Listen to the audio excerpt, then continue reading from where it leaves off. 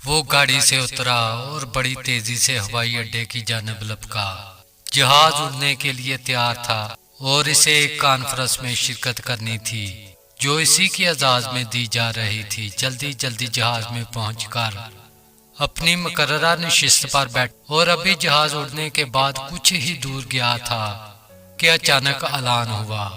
آسمانی بجلی کے کڑکنے، تیز اور طوفانی بارش کی وجہ سے انتظامی آلات میں خلل واقع ہو گیا ہے، لہذا جہاز کو نزدیک ترین ہوائی اڈے پر اتارا جا رہا ہے۔ وہ جہاز سے اترتے ہی ہوائی اڈے کے عملے کے منتظم کے پاس پہنچا اور اس سے بولا، میں ایک جانا مانا عالمی ڈاکٹر ہوں، میرے لیے میرا ایک ایک منٹ انسانوں کی جانوں کے برابر قیمت رکھتا ہے۔ آپ چاہتے ہیں کہ میں یہاں 14 گھنٹے ہاتھ پر ہاتھ رکھ کر بیٹھا رہوں؟ کارکنوں میں سے ایک بولا، جناب ڈاکٹر ذیشان صاحب، اگر آپ کو زیادہ جلدی ہے تو آپ ایک گاڑی کرائے پر لے کر اپنی منزل مقصود تک پہنچ جائیے۔ یہاں سے گاڑی میں وہ مقام 3 گھنٹے سے زیادہ دور نہیں ہے۔ اس نے ایک گاڑی کرائے پر لی اور اپنی منزل مقصود کی جانب روانہ ہو گیا، لیکن یہاں بھی قسمت کام نہ آئی۔ موسلادھار بارش اور جھکڑ آڑے آ رہے تھے، وہ سفر جاری نہ رکھ سکا۔ ابھی یہ راہ میں ٹمک ٹوئیاں مارتے پھر رہا تھا کہ احساس ہوا راستہ گم ہو گیا ہے۔ نا امیدی کے ساتھ آگے چل ہی رہا تھا کہ اچانک ایک چھوٹے سے گھر پر نظر پڑی۔ اس طوفان میں غنیمت جان کر نیچے اترا اور جا کر دروازہ بجایا۔ آواز آئی، جو کوئی بھی ہے اندر آ جاؤ، دروازہ کھلا ہے۔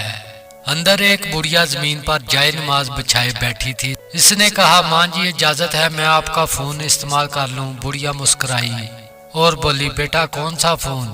یہاں تو نہ بجلی ہے نہ فون، لیکن تم بیٹھو، سامنے چائے رکھی ہے، پیالی میں ڈال کر پیو، تھکن دور ہو جائے گی، اور کھانے کو بھی کچھ نہ کچھ رکھا ہوگا، کھا لو تاکہ آگے سفر کے لیے بدن میں کچھ طاقت آئے گی۔ ڈاکٹر نے بڑھیا کا شکریہ ادا کرتے ہوئے پیالی میں چائے ڈالی اور پینے میں مشغول ہو گیا۔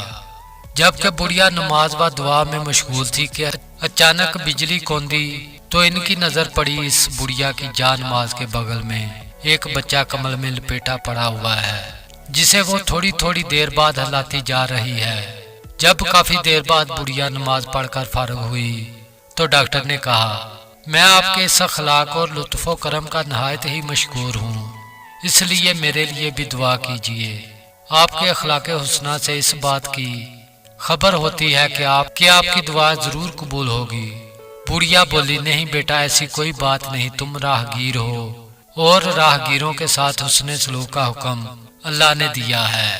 میں نے تمہارے لیے بھی دعا کی ہے، خدا کا شکر ہے کہ اس نے میری ہر دعا سنی ہے، بس ایک دعا کی قبولیت میں شاید ابھی کچھ دیر ہے۔ ڈاکٹر نے پوچھا، کون سی دعا؟ بڑھیا بولی، یہ جو بچہ ہے تمہاری آنکھوں کے سامنے ادم ہوا پڑا ہوا ہے، میرا پوتا ہے، نہ اس کی ماں زندہ رہی نہ باپ، اس بڑھاپے میں اس کی ذمہ داری مجھ پر ہے۔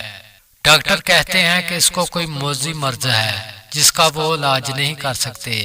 کہتے ہیں ایک ہی ڈاکٹر ہے، بڑا نامی گرامی، نام بتایا تھا اس کا، ہاں ذیشان، وہ اس کا آپریشن کر سکتا ہے، لیکن میں بڑھیا کہاں اس تک پہنچ سکتی ہوں، کہاں لے کر جاؤں بھی تو پتہ نہیں قبول کرے یا نہ کرے۔ میری تو خیر ہے، یہ بیچارہ بچہ خوار ہو جائے گا، بس اب اللہ سے امید ہے کہ وہ میری مشکل آسان کر دے۔ ڈاکٹر کی آنکھوں سے آنسو نکل آئے، وہ پرائی ہوئی آواز میں بولا، خدا کی قسم آپ کی دعا نے ہوائی جہاز کو نیچے اتار لیا، آسمان پر بجلیاں کندوا دی، مجھے راستہ بلوا دیا تاکہ میں یہاں تک کھینچا چلاؤں۔ خدا کی قسم مجھے یقین نہیں آتا کہ خدا ایک دعا کو اس طرح قبول کر کے اپنے بندے کے لیے یوں اسباب فراہم کرتا ہے۔ دوستو، یہ تھی ایک دلچسپ سی سٹوری۔ اگر آپ مزید اسی طرح کی ویڈیو دیکھنا چاہتے ہیں تو ہمارے چینل کو سبسکرائب کریں اور ویڈیو کو دوستوں کے ساتھ شیئر کریں۔